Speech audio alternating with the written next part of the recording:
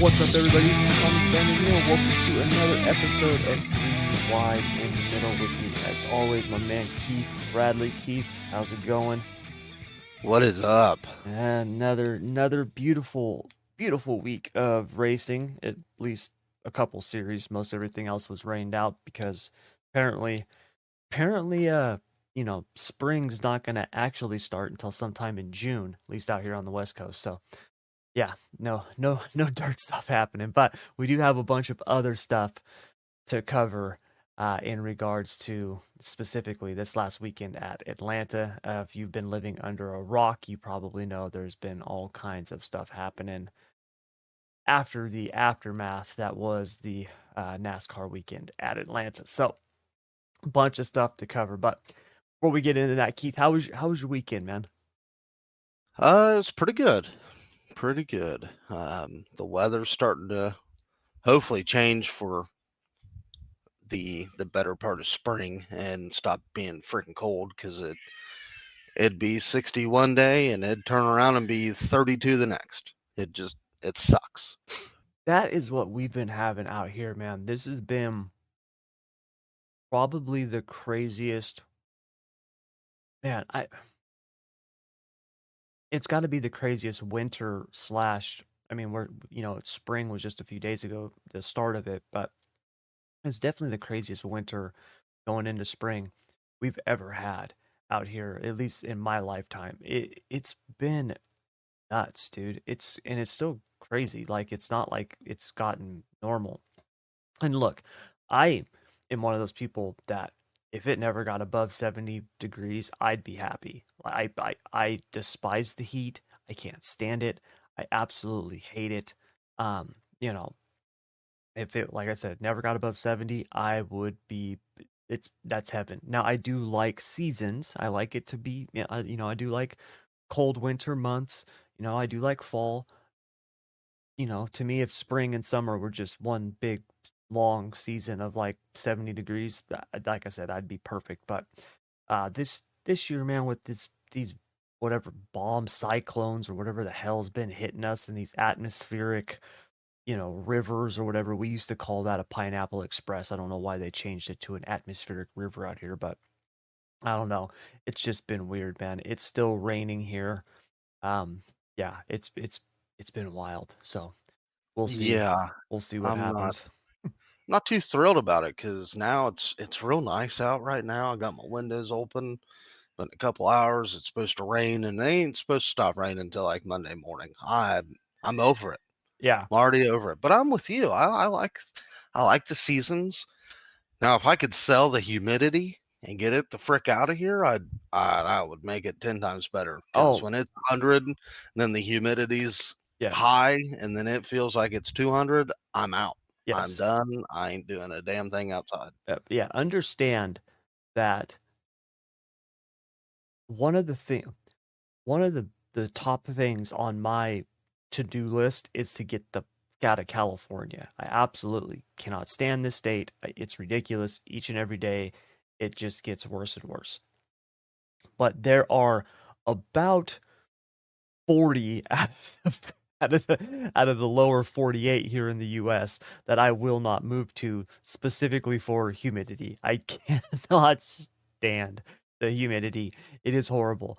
I've spent only a couple of months in it total in my entire life, and I was like, nope, never again. I'll never do it again. It freaking sucks. So yeah, I'm with you, man. I don't know how you guys do it. I don't know how you live. I don't know how you survive a summer in the humidity. I just don't know how you do it because it's horrible. It sucks. Yeah, I don't like it. I hate everything about it. If I could go somewhere where there isn't humidity, I would. Yeah, it's one of the only good things about California. It really is. And the West Coast states in general, California, Oregon, Washington, even when you get into like Montana, Utah, Colorado, it's, Nevada, Arizona. Now Arizona is obviously gets really hot because it's desert, but yeah, it's those places aren't bad when it comes to, there's not much humidity. But once you like cross it, get into get into the flyover country and then obviously to the east and the south and up north where you're at. It's just, ugh, no, thank you. I'm good. So, Yeah, but yeah, for the hopefully we'll worst. see. Yeah, so hopefully we'll see some changes in the weather here soon. But before we dive into a ton of NASCAR news this week, we got to cover. I got to cover in the open today what is potentially setting up as a very interesting situation on the F1 front. Now, if you watched the race last week at Saudi Arabia, you saw Sergio Perez, Checo get the win. Red Bull was obviously the most dominant cars there. It really wasn't close when you consider the fact that Max Verstappen had to take a penalty, start 15, or not take a penalty, excuse me, but they had the issues in qualifying. He started 15th and then ran his way up to second. Now, obviously, we can sit there and make the debates and have the arguments. If he had a few more laps, he could have caught President. None of that matters. At the end of the day, what matters is Checo got the win, Verstappen finished second, and now you've got a situation where the two Red Bull drivers are separated by only 1 point. Max Verstappen is leading Checo by 1 point, and it's starting to look like the potential for another Lewis Hamilton, Nico Rosberg situation where we could see potentially, right? There's a lot of things that got to happen, but potentially Checo make a legitimate run at a championship. Now, obviously, we are only 2 weeks into a very long season, but it brings up a very interesting situation because you have to start asking the question, at what point does Red Bull allow this to be an actual race for the championship? Right? At what point does Red Bull sit back and say, hey, look, you know, Checo's the points leader, right? Even though he's not right now, let's say he is. What if Verstappen has trouble the next 2 out of 3 races and Checo wins those races? What then? Do you now sit back and tell Verstappen, hey, look, we're back in Perez this season and he's going to be our main focus for the drivers championship and we need you to support him? Will they do that? Or will they sit back and say, you two race it out? We saw this years ago, back in 2016, with Nico Rosberg and Lewis Hamilton, right? Lewis Hamilton had won 2 championships already in a row. He won 14, he won 15. Mercedes was obviously dominating at that point. That was right at the first couple years of the hybrid era. They came out of the gate strong. Red Bull had their dominant 4-year run where they had won 4 straight championships with Vettel. And now Hamilton comes out of the gate with Mercedes in the hybrid era, wins back to back championships, his third overall. And now him and Nico Rosberg are battling for a championship, and Rosberg ends up winning the title. And if you then remember, adios Nico Rosberg, Hamilton wins the next 4 straight. And it's this one little blip in the Lewis Hamilton career at Mercedes. And it begs the question, could we see that again? Now, if you are looking at it based just purely on a driver talent level, there is nobody out there who's going to say that Checo is on the same level as Verstappen when it comes to talent. He's just not, all right? If you gave all of the team principals and the owners and even the other drivers truth serum, I would probably say 80% of them would take Max Verstappen over anybody else, right? You're going to have a few who are going to take Hamilton. You'd probably even have one or two who would still take Fernando Alonso after another podium. Alonso is definitely showing people that when he's got a car capable of running up front, the dude still got it. I talk about it all the time that there are people in F1 who will say, even right now, that Fernando Alonso is the most talented driver on the grid, even at 41, 42 years old. And if you watched what he has done with that Aston Martin, it's been remarkable. And Verstappen is at that level, right? Max Verstappen's ability to drive, his ability to push the car to the limit. Yes, he takes chances, but that's racing, right? Ayrton Senna said it best: if you see a gap that you no longer go for, you are no longer a race car driver. And Verstappen doesn't need a gap. He needs a crack, and he goes for it. Okay. Now, Perez is a very good driver. He's very capable. To make F1, you have to be talented. Okay. I don't care how much sponsorship money you bring.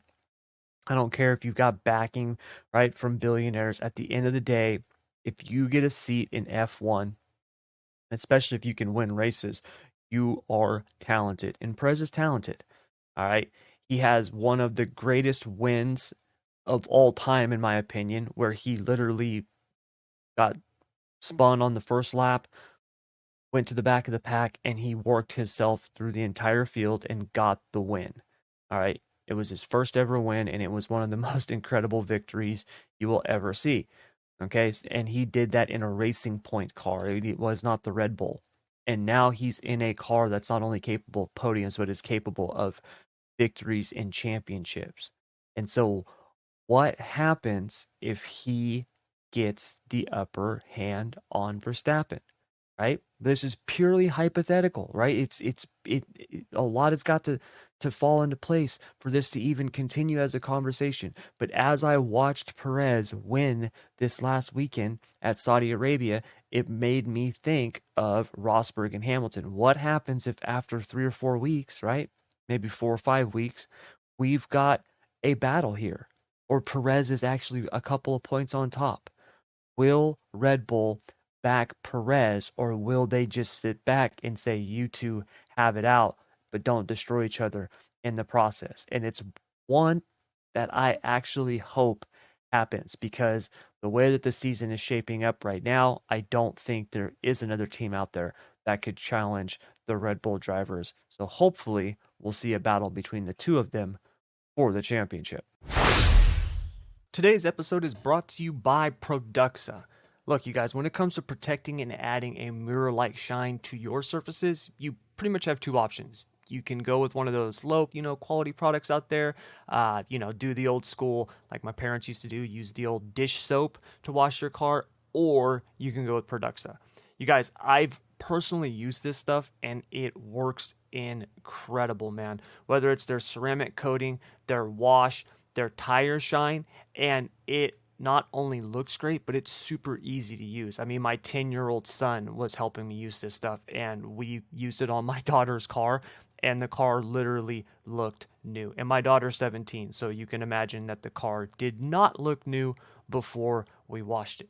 So if you want to actually give your car a mirror-like shine while in the process protecting it, head over to Produxa.com or the link down in the description below and check out their full line of products today. I can promise you, you will love them. All right, so let's dive into the hit or miss portion of the show.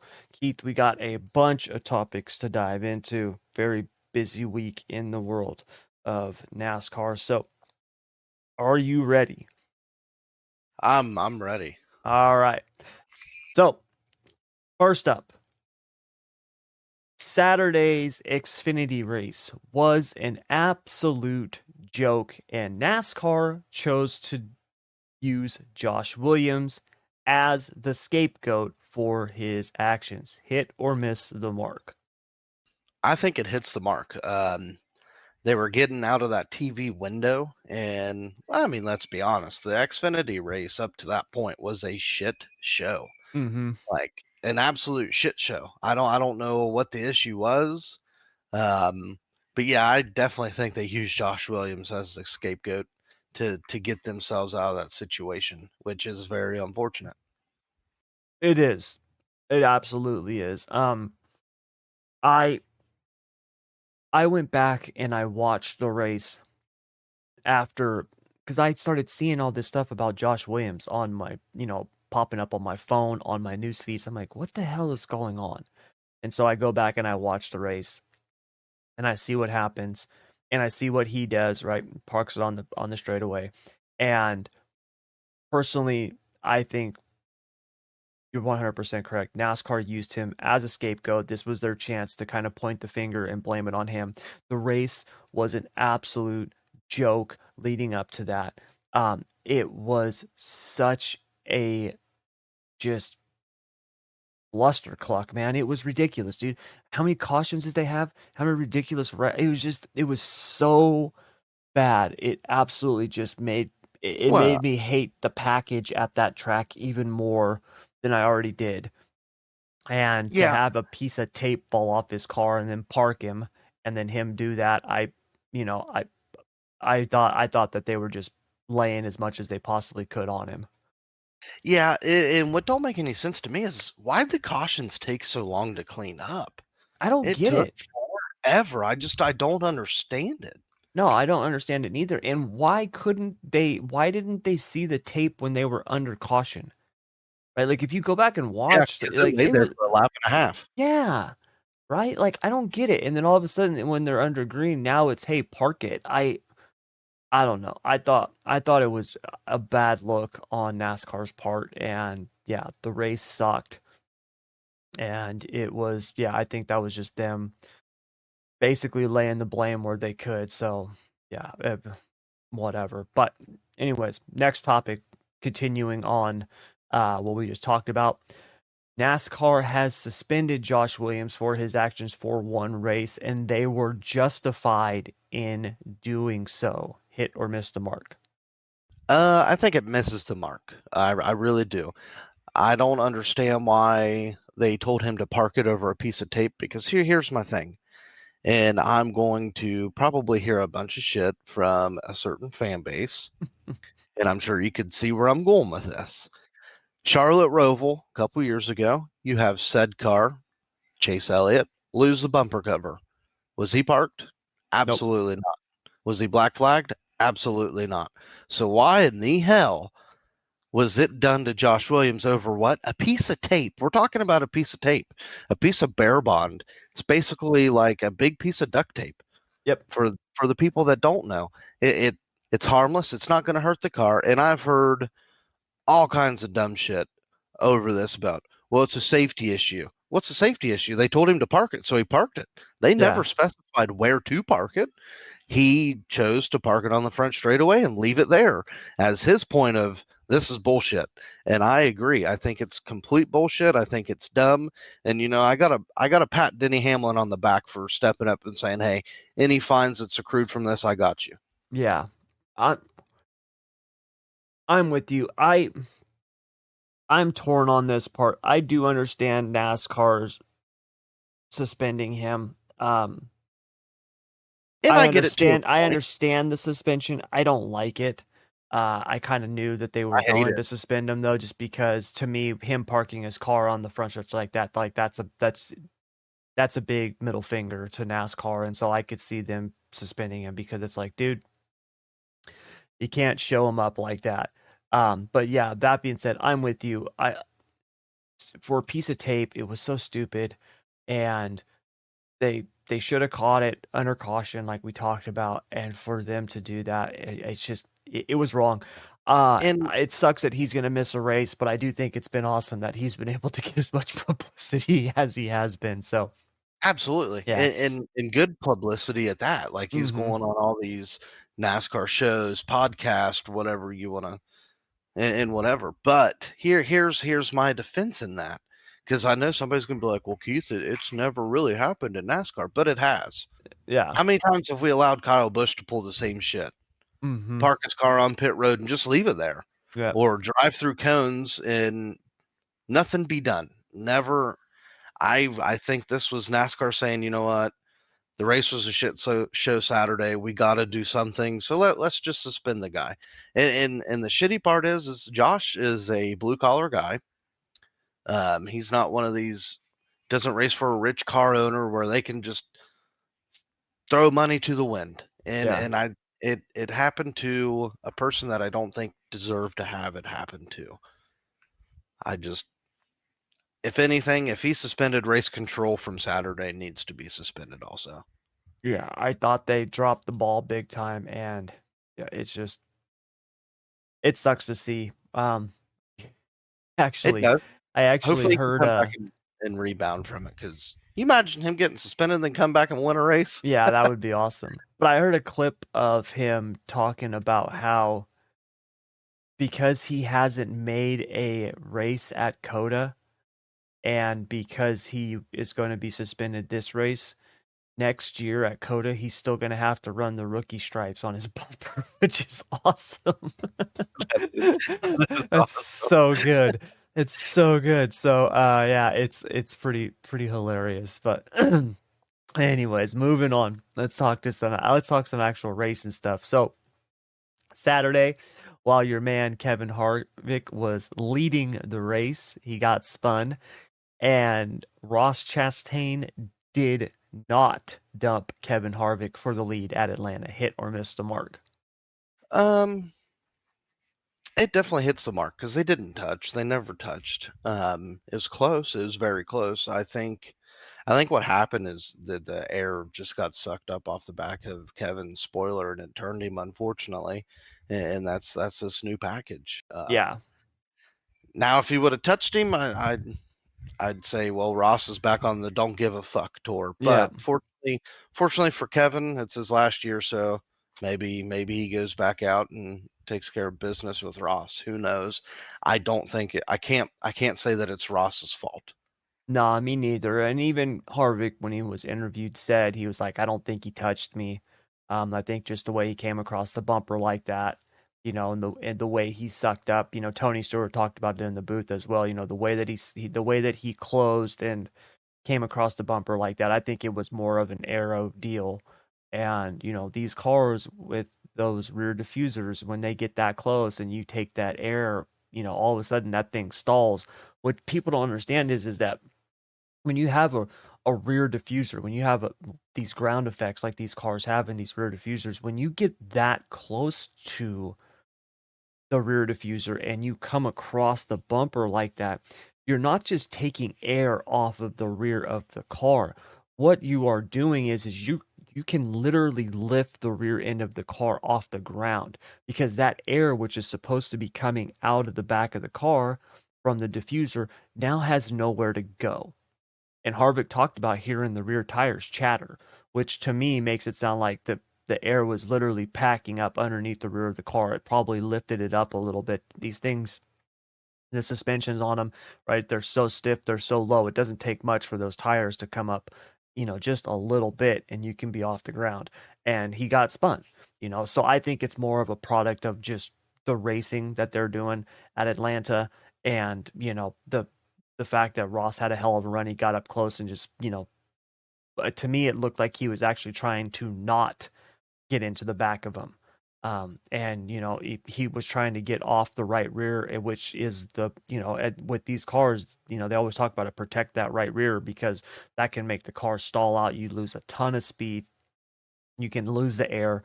So it looked to me like Chastain was actually trying to stay off Harvick's right rear, like he was trying to keep him from stalling out, and it just ended badly. So yeah, to me it was just racing, and Yeah, Harvick unfortunately got the raw end of the deal. and I gotta applaud Kevin for his interview after. I figured it was gonna be some tirade tangent, but it wasn't, and he took it on the chin, and I Yep. think he took it and better than most people would for sure. Absolutely. So speaking of Harvick, Kevin Harvick has announced that he will be running the Cars Tour race at North Wilkesboro, which is a good thing for both NASCAR and late model stock racing. Hit or miss the mark? I already know where you stand on this. I don't even have to ask. Yeah, it definitely hits the mark. I mean, anytime a star in the Cup Series goes back to the grassroots, I think is great for both parts, both sides. I think it's great for the Cars Tour. It's great for NASCAR, and people are going to be like, well, why do you think that? Well, it's going to sell tickets Yes, for the Cars absolutely. Tour portion of the race, if they even do that. It might be all in one, but it's going to sell tickets. It's going to put people in the stands. It's going to put eyes on the Cars Tour because I'm sure Dale Jr. is probably going to run it also.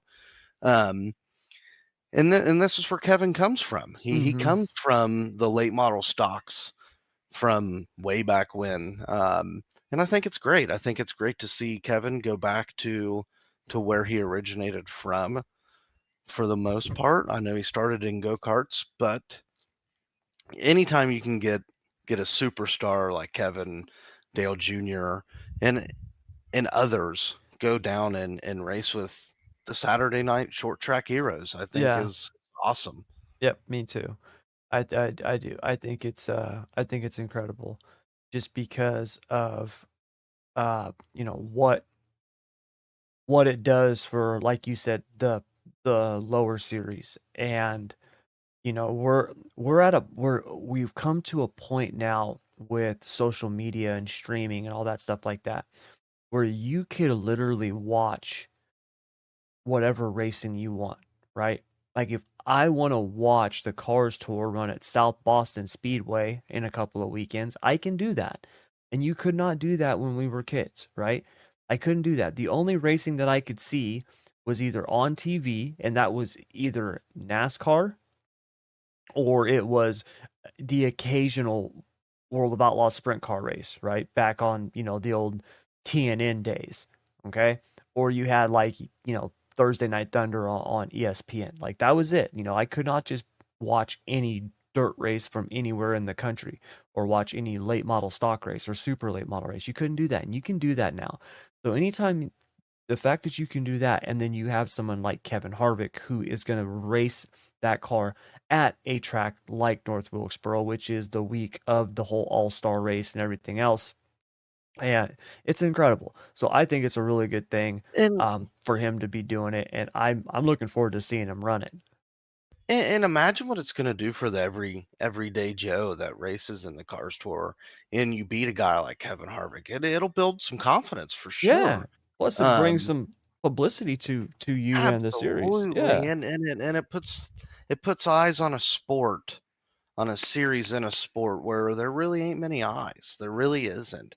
Um, and not only with Kevin running, but being a part owner of the Cars Tour, I think it's just great. I think we're gonna see probably what Kevin Harvick's gonna be doing next season. So Yeah, I think he's going to I'm be more running interested some to late model see. stock races. I'm more interested to see how Rodney Childers is gonna work on both cars.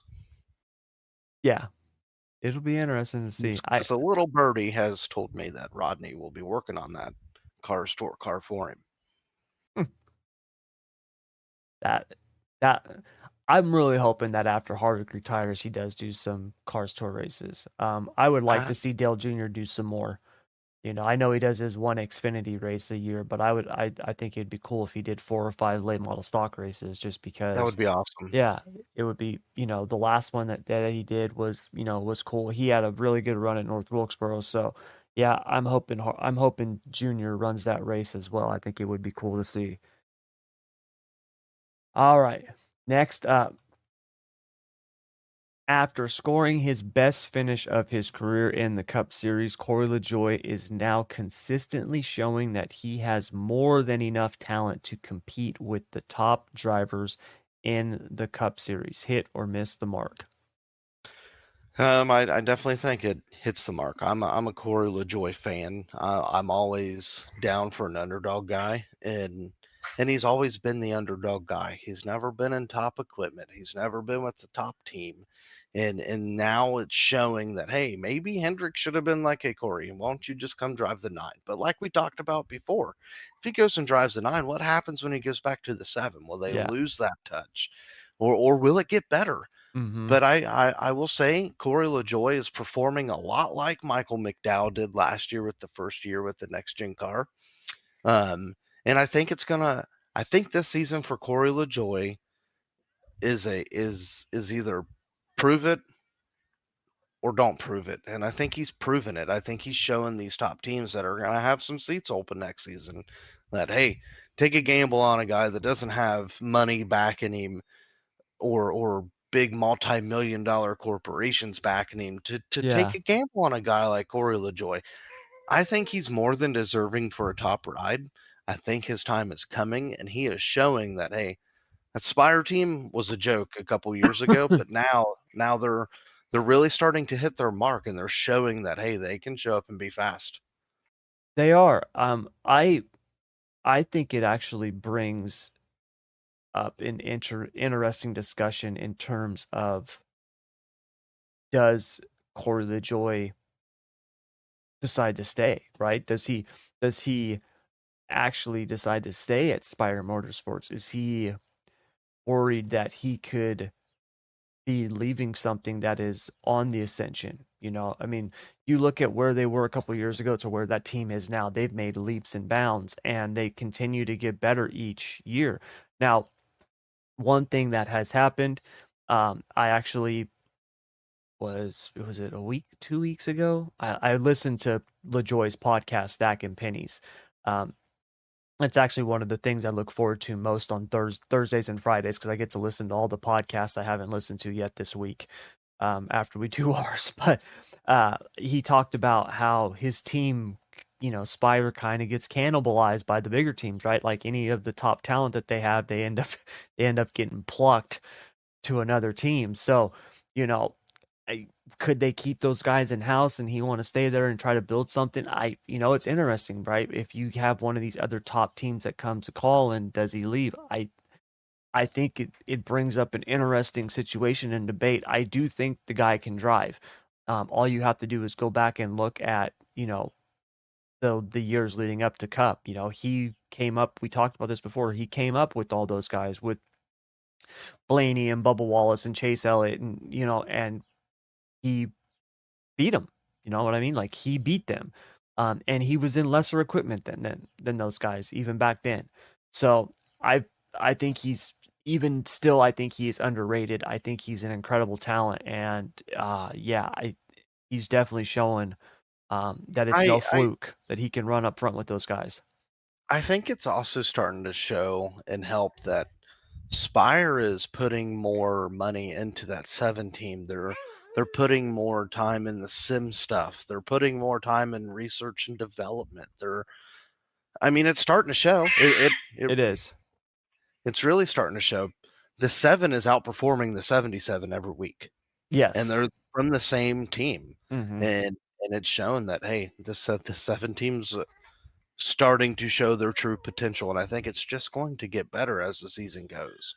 Yeah, 100%. Yeah, I'm really hoping to see him get a win. That would be awesome. All right. Last but not least, after what was a ridiculous weekend at Atlanta, after the track changes, Atlanta will never put on another good NASCAR race, hit or miss the mark. I think it's going to hit the mark.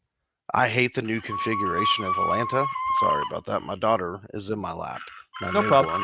newborn. Um, I think it definitely hits the mark. Now it's just a big snooze fest, and this new package does not help. No, it doesn't. And I'm going to say that it misses the mark. And here's the only reason why. I'm hoping. All right, we already seen where handling was starting to come into play after just a couple of races there, right? They had it repaved, the year before. They ran 2 races on it last year and this one this year. But there's a little bit of an asterisk next to my answer because if they continue to run this high downforce, low horsepower package, I don't think it will be a good. I don't think we'll see another good race there. I think it sucks. I don't want to see pack racing at 1.5 mile tracks. I don't like it. I never have liked it. I didn't like it when they did it with the Gen 6 car. I thought it sucked in. It was actually one of the reasons why I was just like, I'm done with this crap. I'm not watching NASCAR no more because I did not want to see a bunch of Daytonas and Talladegas at all these other tracks. I thought it sucked. Okay. When you're basically wide open around the track, it's horrible. It's stupid. I don't like it. All right. So even if, the track does wear out and handling becomes more of a, prevalent factor in terms of the race, you're still going to have these slow ass cars at Atlanta. I do think the reconfig could be good racing. I think Atlanta could be good racing. One of the unique things about Atlanta is the the area that it's in. The track can wear out rather quickly. We could see multi-groove racing there if they would get rid of this stupid package at the 1.5 mile track. I don't think that we need this package at Atlanta. I don't. I think it's horrible. I don't like it. And I really, really wish that they would try to do a race there without that package. Use the regular package and just see what happens. All right. They run plenty of mile and a half tracks. It's not like they're going to show up and be like, oh my God, what are we going to do here? They can figure it out. Okay. They'll get it dialed in, and it would be, I think, a much better race. The thing that drives me nuts about some NASCAR fans, okay, is the fact that they equate a good race to cars being around each other and passing. That does not mean it's a good race. All right. You could have a race with 50 lead changes in it. It doesn't mean that it's a good race. A good race is different strategies. You know, drivers being able to maximize their skill and ability. When you have everybody in this small little box, and now it's just a matter of, well, can I get a run and can somebody push me to the front? That sucks, man. I hate it. Right? I absolutely hate it. Right? It's one of the things that's kind of a bummer about Daytona. Daytona is the most prestigious race there is. The Daytona 500 is the Super Bowl of NASCAR. And at the end of the day, no matter how good you are not winning if you don't have somebody who's going to draft with you. That's a shitty situation to be in. So for me, to really save Atlanta, get rid of this high downforce, low horsepower package at the track. We don't need it. Put the regular package on. Let them actually go into the corners and actually have to lift off the throttle for a change. I mean, like, come on, let's just do that. And then let's see what happens to the track and the racing moving forward. All right, so that is going to do it for the hit or miss portion of the show. But after the break, we will be back with our NASCAR Pick'em results. Keith beat me yet again, and we'll make our picks for this next week at COTA. So stick around. All right, so let's take a look at our NASCAR Pick'em results. Keith, you beat me once again. You had Corey LaJoie, who finished fourth. I had Alex Bowman, who finished behind fourth. So you are up on me. You've won 4 out of the first 5. You beat me 4 out of the first 5. So you're definitely kicking my ass right now. All right, so we got COTA this week. Who is your pick for COTA? I am going to go with. I got it down to 2 guys, and I don't know which one I want to use first. But Ross Chastain's going to go back to back.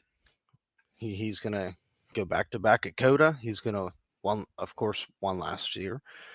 I think he's going to win it again this year. All right, so you got Ross Chastain. Okay, I've got 2 drivers on my list as well, and I'm trying to think of who I want to go with.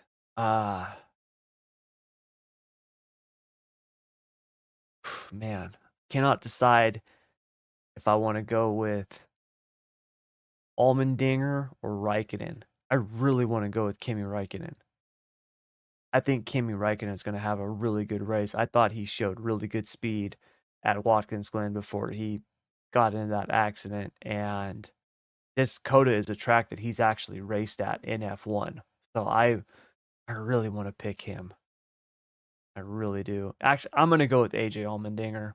I think if you remember, Allmendinger was actually up in the front battling last year with Ross Chastain before all the chaos happened. So yeah, I'm gonna go with AJ Allmendinger. I like it.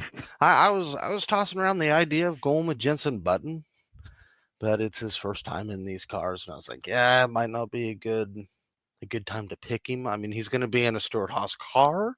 Yeah, but I think Ross Chastain will be fine. He's gonna be tough to beat. I think we're gonna see him. You know, Christopher Bell's another one that I was kind of tossing around. He does really good at the road courses. You know who actually has like more road course wins over the last couple of years than any other driver in NASCAR? Chase Elliott. No, it's Kyle Larson. I think Kyle Larson's got like Oh, yep, more road yeah, course wins yeah. than any other driver over the. I can't remember what the most. Actually, can I Or no, change I'm my sorry. pick? I'm sorry. He has the most in a season. I knew I had that stat there. The most in a season. He won 3 road course races in 2021. Anyways, you want to change your pick? Yeah, can I change my pick? Yeah. I'm gonna go Jordan Taylor. Oh, wild card pick, huh? Yeah, I just and something about him in these cars I think is going to mesh well. That's a good one. All right. Well, then That you know what? If you're gonna do that, then I'm gonna change my pick to Kimi Räikkönen. We're gonna have a race off with the road course in ringers this week. in it in the way I was kind of sitting here thinking about it, my gears are turning like, man, if I could go with a road course ringer, it'll leave Ross in my back pocket till later. Yeah. I don't have to use him now, so it's like, it's a double-edged sword. Do I do it or do I not do it? And See, it's like, that's well, why I was debating on AJ or Kimi, because I would like to save AJ for a later road course race. yeah. So, okay. So, well, then I'm going to take Kimi Räikkönen. You're going to take Jordan Taylor then. We'll And have they're a both duel good of the picks. road course ringers. They're both good picks. The good thing is, Kimmy has raced these cars, and I think he ran exceptionally well when he did run these cars. Mm-hmm. And then flip side, Jordan Taylor's ran IMSA stuff, Trans Am stuff, so he's kind of familiar with the way the car is to a Yes. point. I know there's some things that are different, but I think Jordan Taylor comes out and he shocks some people. Yeah. I definitely think, He's in with Kimmy. I yeah. really think they both. You can't go wrong with either one. No, I definitely think both of those guys are legitimate, top 5 potential, even, obviously top 10 potential contenders, but I do think Oh, they could even one of them could get a top 5. Absolutely. It wouldn't 100%. be Now, surprised. I would not be shocked if one of them won. I really wouldn't. now So, watch. Now watch. AJ Allmendinger and Ross are going to yeah, they're finish. gonna be, We're going to be yeah, like, well, damn. yeah, yeah. That's right. Well, that's okay. If you're gonna pick Jordan Taylor, I want to go with Kimmy. Then we can, like I said, we can have the duel of the road course ringers. So we'll see. We'll see how it shapes up. But yeah, that'll leave AJ for me to use later. Because yeah, I was like, God dang, I really want to use him at one of these other tracks. So yeah. All right. Well, that'll be fun. We'll hopefully hopefully Kimmy can beat Jordan Taylor so I can actually freaking win one of these damn things. Only won one so far this season. You've been kicking my ass. Well, that's another thought I had. Like, man, I got a big, somewhat of a points lead. Why not just take a gamble? There you Why go. not take a flyer on a guy that probably won't race anymore in this season unless something else happens with Chase and his recovery? But Mm-hmm. Yep, exactly. All right. So to wrap up today's show, we're going to do our pick for the GOAT of the week. As you guys know, this is kind of the play on, ridiculous sports media where it's, we always talk, somebody does something great and then now it's are they the greatest of all time. So we've got our GOAT of the week pick. So Keith, who is your GOAT of the week? Josh Williams, he is my Uh, go to the week.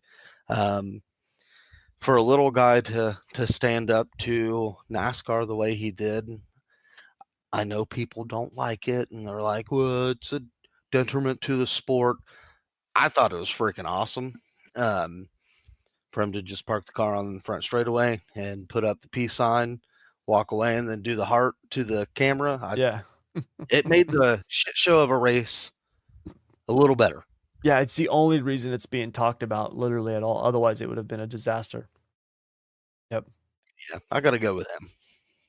All right. Well, my GOAT of the week is a little bit different because it's not a person. It is a track. And my GOAT of the week is North Wilkesboro after they did the cup test there because apparently it's incredible. The tire fall off is like 3 seconds plus. Um, I am really looking forward to the All-Star race at North Wilkesboro. I think that that might actually be one of the best races of the year. After the test there, it yeah, I like that. it's gonna be awesome. And another really cool thing is the fact that Harvick is going to be running his uh The throwback. the I think throwback, the 29 paint scheme. that's awesome. Yeah. To to S- go to the paint scheme, not only the paint scheme, but the number, Yep. the iconic number 29 that he made popular. Yep.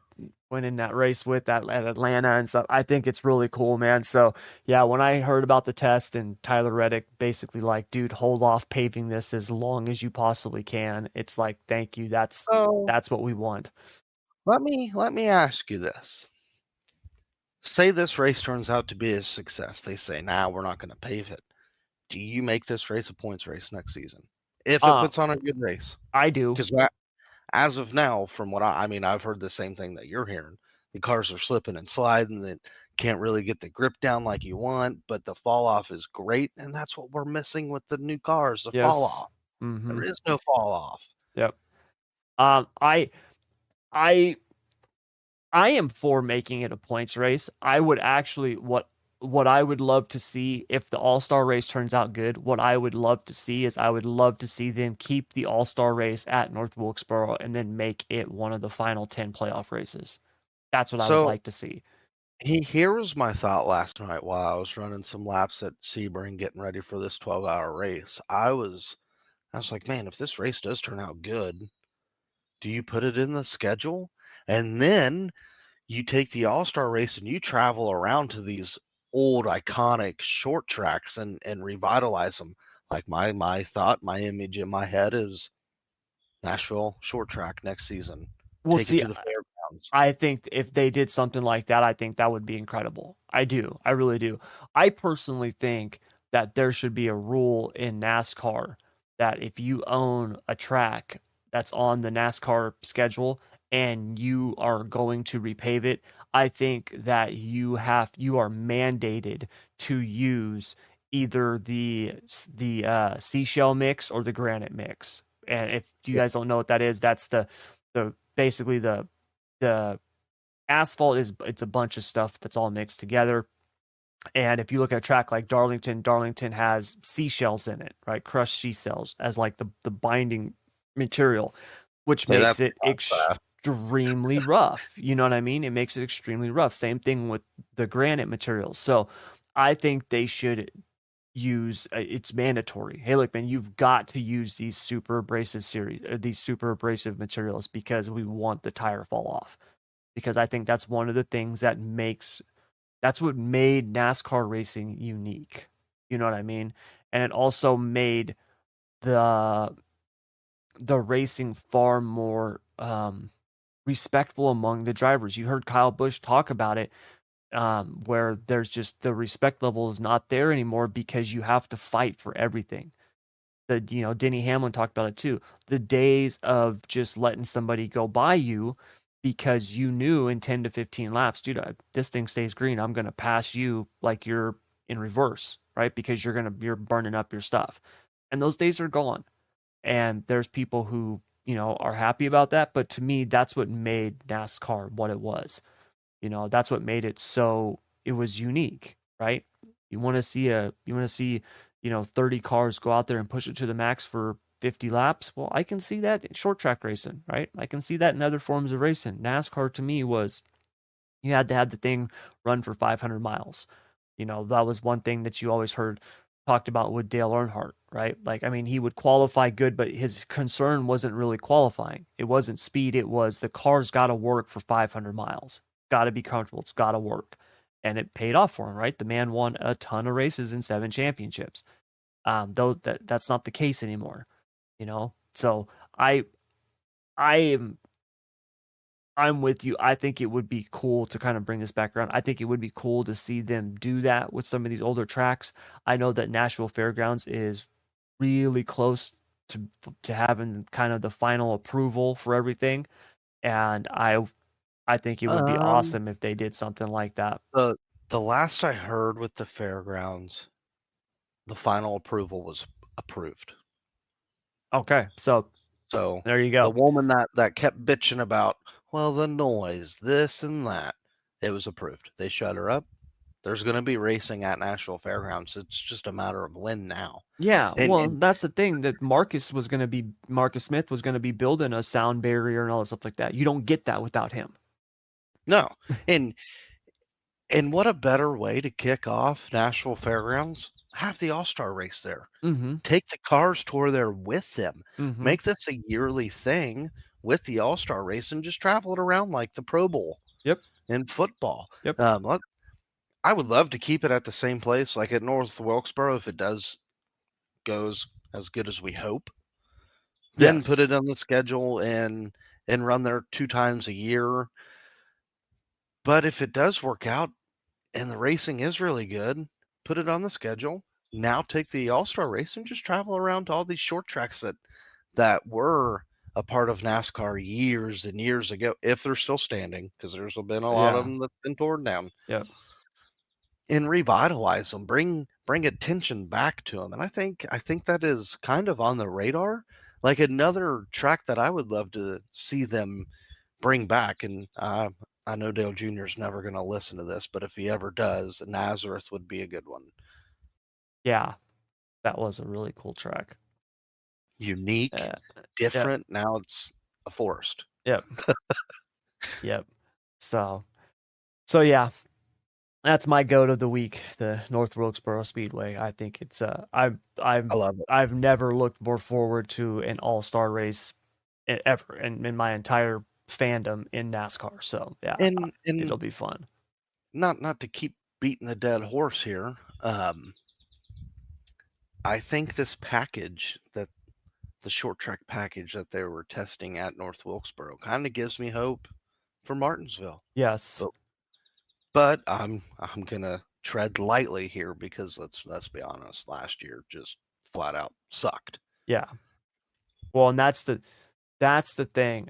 I I do believe that one way to counteract the ridiculous shifting is to have massive fall off with the tires, right? When you're talking about 3 seconds of fall off at a track that is literally 6/10 of a mile, right? North Wilkesboro is just a little bit bigger than a half-mile track. When you have 3 seconds of fall off, that shifting definitely, you can't just kick it down gears and stomp that throttle. I mean, you can, but you're going to spin the tires and probably loop the car. So, you know, they're probably still shifting, but it's not nearly the advantage that it is when you've got those fresh tires or you're on a track with a ton of grip. So, I I'm really looking forward to it. And like you said, it gives me some hope for Martinsville. We'll have to wait and see what happens. Obviously, after COTA, we've got, what is it, Richmond, I think, which is going to be a really good litmus test to see how this new package performs. Because yeah, Phoenix is not really a short track. I don't know what it is. We talked about this last week. I don't know what it is, Yeah, but it's not really a short track. It it's is the in black sheep of the dimensions. short Yeah, tracks. It just it sucks. Phoenix to sucks. to me it doesn't fit the build of a short track, and it don't race like a short track either. So No. I don't know why people are like, well, wait till we go to the short track of Phoenix. Is it really a short track? Yeah. It's like calling Richmond a short track now. Is it really a short track? Because it don't race like it anymore. Yeah. Yeah. Well, they don't pull the speeds at Richmond though that they do at Phoenix. I mean, Phoenix, dude, they're getting up to like 160 or something like that. Like Yeah, they're that's going not a really fast. short track. No. A short track No. don't Yeah. race that fast. No. So yeah. We'll see what happens. But that's going to do it for this week's episode. So, as always, everybody, thank you very much. Please download, share, like, subscribe, follow. We're on Spotify, Apple Podcasts, Stitcher, wherever you can find podcasts. Yeah, but please help us continue to get this out there. And yeah, we'll be back next week to do it all over again. So, Keith, my man, have a good weekend and Will do. You enjoy the race at COTA. Enjoy your 12 hours at Sebring race. Yeah, I'm excited for that. It's my first time doing it on iRacing. Be out supporting the School of Sim Racing. I can't wait. It's It's something that I've never done on the iRacing service, so we're gonna see how it goes. It's either gonna go two ways. It's gonna suck, or it's gonna be fun. It'll be fun. It'll be fun. They're a lot of fun. So yeah, you'll enjoy it, man. But yeah, good luck this weekend in it. And yeah, we'll be back next week to do it all over again. So everybody, thank you very much as always for joining us. And until next week, take care.